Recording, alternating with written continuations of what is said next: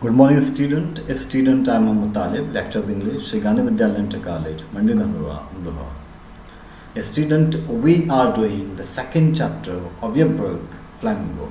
Student, हम आपकी किताब फ्लेमिंगो का सेकेंड चैप्टर कर रहे हैं और चैप्टर का नाम है लॉस्ट स्प्रिंग और ये लिखा गया है अनीश जंग के द्वारा। चैप्टर का नाम है लॉस्ट स्प्रिंग, ये लिखा गया है अनीश जंग के द्वारा। लॉस्ट स्प्रिंग का मतलब होता है खोया हुआ बसंत। बसंत जो है खुशी का सिंबल है, बसंत एंजॉयमेंट का सिंबल है, आनंद का सिंबल है। एक खोया हुआ बसंत, एक बर्बाद बसंत, एक खोया हुआ बसंत। तो यहाँ जो राइटर इशारा कर रहा है वो बच्चों की तरफ इशारा कर रहा है, उन बच्चों की तरफ इशारा कर रहा है जिनका बचपन खुशी के साथ नहीं गुजरा। उन बच्चों की तरफ इशारा कर रहा है जिनका बचपन काम करते करते गुजरा है। उन बच्चों की तरह इशारा कर रहा है जिन बच्चों को आराम नहीं मिला, पढ़ने लिखने को नहीं मिला, उन्हें काम करना पड़ा और मुसीबतों का सामना करना पड़ा। उनका जो स्प्रिंग है, उनका जो बसंत है वो लॉस्ट हो गया, वो खो गया, वो बर्बाद हो गया। तो ये टाइटल का मतलब है लॉस्ट स्प्रिंग। लॉस्ट मीन्स खोया हुआ, स्प्रिंग मीन्स बसंत, खोया हुआ बसंत। किसकी तरफ इशारा कर रहा है? उन बच्चों की तरफ जिन्हें काम करना पड़ा, उनका बचपन जो है खो गया, उनकी खुशी खो गई, उनका आनंद खो गया। काम करके उन्हें रोजी रोटी का इंतज़ाम करना पड़ा, उन्हें पढ़ने को ना मिला, उन्हें आराम ना मिला। तो सबसे पहले मैं इस चैप्टर के ऑथर के बारे में बताना चाहूँगा, अनीश जंग के बारे में। अनीश जंग का जन्म 1944 में हुआ, उड़ीसा में, और ये फेमस हैं as an Indian author and journalist. एक फेमस ऑथर और जर्नलिस्ट, पत्रकार की तरह ये फेमस हैं अनीश जंग, जो इस चैप्टर की राइटर हैं, वो लेडी हैं। एल्मा मैटर का मतलब होता है किस इंस्टीट्यूशन से या किस संस्था से एजुकेशन प्राप्त की है, बॉय स्कूल कॉलेजेस जहाँ से एजुकेशन प्राप्त की है, एल्मा मैटर का मतलब। तो जो ऑथर हैं अनीश जंग, उन्होंने जो है उस्मानिया यूनिवर्सिटी से ग्रेजुएशन किया है। उस्मानिया यूनिवर्सिटी हैदराबाद में है और यूनिवर्सिटी ऑफ मिचिगन से अपनी हायर स्टडीज़ की है। ये अपनी हायर स्टडीज़ के लिए यूनिवर्सिटी ऑफ मिचिगन गई और उस्मानिया यूनिवर्सिटी से इन्होंने बीए किया। इनकी जो फेमस किताब है उसका नाम है unveiling India, seven sisters, breaking the silence. और भी इनकी फेमस किताबें हैं, लेकिन ये मुख्य 3 फेमस किताबें हैं और इन्होंने अपनी ज़्यादातर किताबों में महिलाओं का अध्ययन किया है, स्पेशली उन महिलाओं का जो पर्दे में रहती हैं। तो बहुत फेमस ऑथर है ये ऑथर के बारे में। अब मैं जो है इस स्टोरी के जो कैरेक्टर्स हैं उनके बारे में बात करना चाहूँगा। सबसे पहला जो कैरेक्टर है वो है साहिब आलम। साहिब आलम का मतलब होता है मास्टर ऑफ द यूनिवर्स, सारे आलम का, सारे ब्रह्मांड का मालिक, मास्टर, साहिब आलम। आलम का मतलब यूनिवर्स, सारे यूनिवर्स का मालिक, मास्टर। नाम तो बहुत अच्छा है, लेकिन ये जो लड़का है क्या काम करता है? अ रेक पिकर, कूड़े में से चीज़ों को उठाता है। कूड़ा पड़ा है, उस कूड़े को जो है छानता फिरता है और उसमें ढूंढता है कि 1 रुपया मिल जाए, 2 रुपये मिल जाए। रेक पिकर उस व्यक्ति को कहते हैं जो कूड़े में से सामान ढूंढ रहा हो कि 1 रुपया मिल जाए, 2 रुपये मिल जाए अपना गुजारा करने के लिए। तो साहिब आलम नाम तो बहुत अच्छा है कि सारे आलम का मास्टर,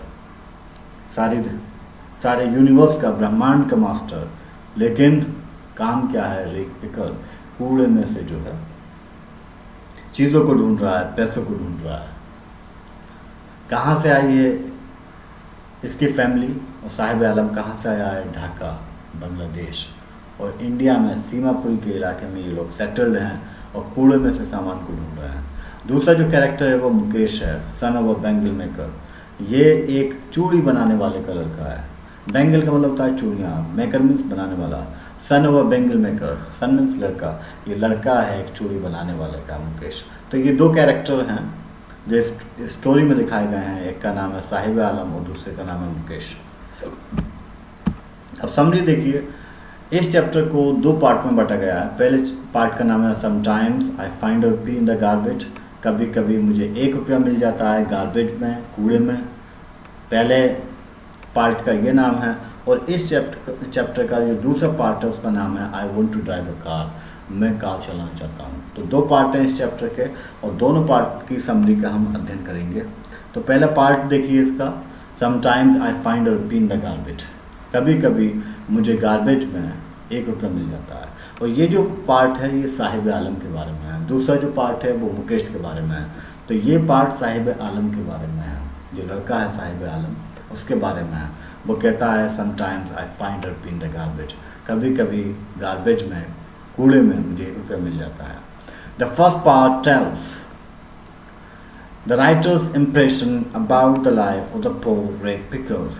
द फर्स्ट पार्ट, ये जो पहला पार्ट है स्टोरी का, टेल्स बताता है द राइटर्स इम्प्रेशन, राइटर्स के इम्प्रेशन के बारे में about the life of the poor rag pickers, जो गरीब रेग पिकर्स हैं, जो गरीब बच्चे हैं जो कूड़े में से सामान उठाते हैं, उनके बारे में राइटर का इम्प्रेशन बताता है फर्स्ट पार्ट, कि राइटर उनके बारे में क्या सोचता है, राइटर की सोच क्या है इन बच्चों के बारे में जो कूड़े में से सामान उठाते हैं।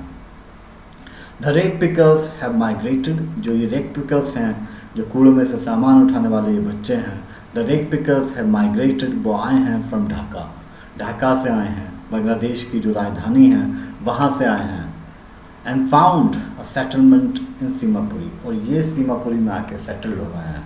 सीमापुरी दिल्ली का बाहरी इलाका है, दिल्ली का बाहरी इलाका है, वहाँ ये लोग आकर सेटल्ड हो गए हैं। कहाँ से आए हैं? ढाका से आए हैं, बांग्लादेश से आए हैं, और ये सीमापुरी में आके सेटल्ड हो गए हैं। देयर फील्ड्स एंड होम्स, इनके जो खेत हैं और जो घर हैं, have been swept away by storm, वो आंधी तूफानों ने बेकार कर दिए हैं।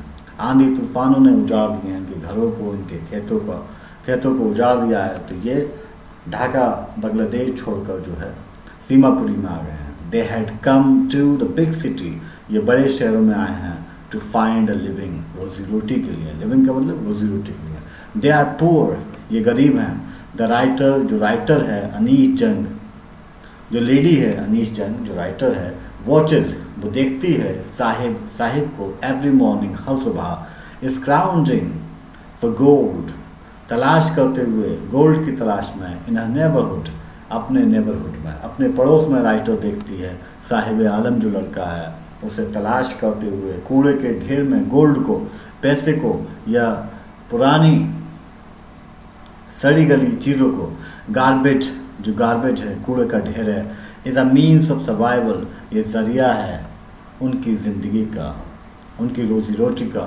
फॉर द एल्डर्स, बड़ों के लिए, एंड फॉर द चिल्ड्रन, और बच्चों के लिए। It is something रेव्ड in wonder, ये कूड़ा ऐसा है जैसे ये आश्चर्य में ढका हो, पता नहीं कि आगे क्या मिलने वाला है।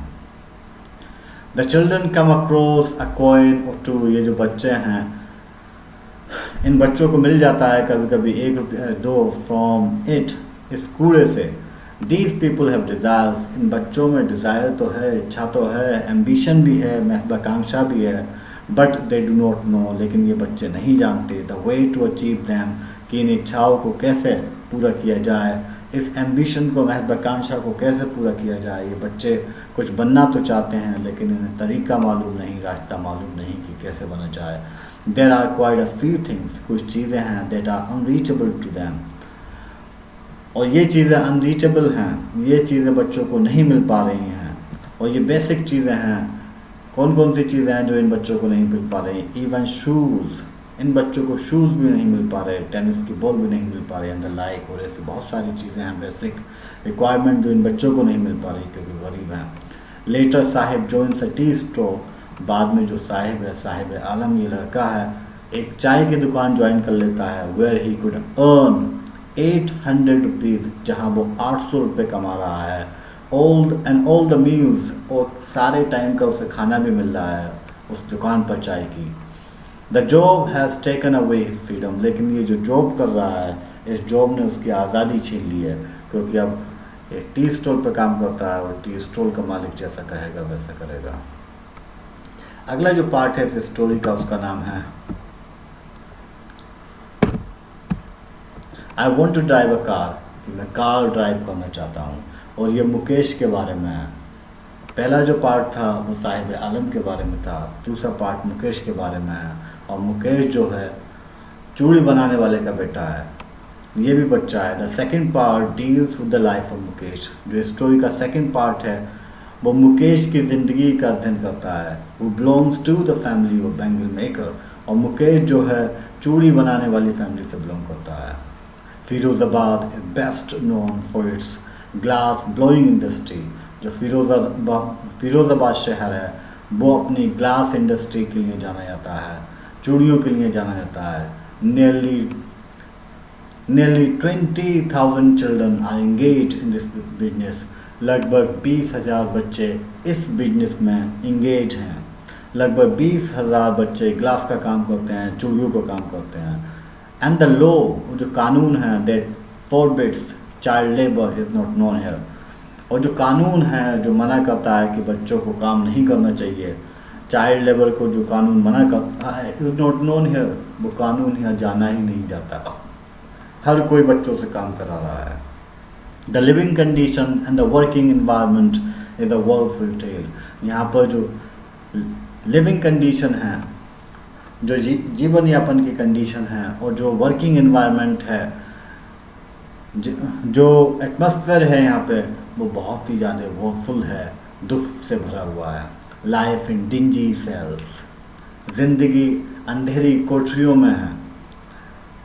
एक ऐसे स्थानों पर ये बच्चे अपनी ज़िंदगी गुजार रहे हैं जहाँ अंधेरा है, गंदगी है, और वहाँ पे काम कर रहे हैं बच्चे। Working close to hot furnaces, और ये बच्चे काम कर रहे हैं हॉट फर्नेसेस, गर्म भट्टियों के सामने। मेक दीज चिल्ड्रन ब्लाइंड, इन बच्चों का काम करना गर्म भट्टियों के सामने इन्हें ब्लाइंड कर देता है। When they step into the adulthood, जब ये अडल्टहुड तक पहुंचते हैं, जब ये बड़े होते हैं, तब ये बच्चे ब्लाइंड हो जाते हैं, क्योंकि ये बचपन से काम करते हैं गर्म भट्टियों के सामने। Weighed down by the debt, क्योंकि ये कर्ज में डूबे हुए हैं। They can neither think nor find a way to come out of this trap. ना ये बच्चे सोच सकते हैं और ना इन्हें कोई रास्ता मिलता है इस जाल से निकलने का, क्योंकि ये बच्चे कर्ज में डूबे हुए हैं, तो इन्हें काम करना पड़ता है। द पॉलिटिशियन, जो नेता हैं, मिडिल मैन, जो दलाल हैं, पुलिसमैन, पुलिस वाले हैं, ब्यूरोक्रेट्स हैं, अफसर हैं, विल ऑल ऑब्स्ट्रक्ट, वो इनके रास्ते में बाधा हैं। देयर वे ऑफ प्रोग्रेस, इनका जो तरक्की का रास्ता है उस रास्ते में ये सारे लोग बाधा हैं। राजनेता, दलाल, पुलिसमैन, अधिकारी, ये सब जो है इनके रास्ते में, तरक्की के रास्ते में बाधा हैं। The women in the household consider it as their fate, और जो महिलाएं हैं इनके घरों में, इन बच्चों के, वो समझती हैं कि उनकी किस्मत का काम है ये, उनकी किस्मत में तो यही लिखा है। जस्ट फॉलो द ट्रेडिशन, और वो ट्रेडिशन को फॉलो करती हैं कि हमारे बड़े भी यही काम करते थे, हम भी यही काम करते हैं। Mukesh is different from rest of the folk there, Mukesh थोड़ा डिफरेंट है बाकी लोगों से यहाँ पर। He dreams to become a motor mechanic, वो मोटर मैकेनिक बनना चाहता है। वो चूड़ियों का या ग्लास का काम नहीं करना चाहता बाकी लोगों की तरह, वो थोड़ा डिफरेंट है। He wants to become a motor mechanic, ये मोटर मैकेनिक बनना चाहता है। The garage is far away from his home, लेकिन जो गैरेज है वो काफ़ी दूर है उसके घर से। बट ही विल वॉक, लेकिन वो जाएगा मोटर मैकेनिक बनने के लिए। तो ये समरी है इस चैप्टर की। Thank you very much for watching. कल हम इस चैप्टर के क्वेश्चन आंसर करेंगे। Good bye.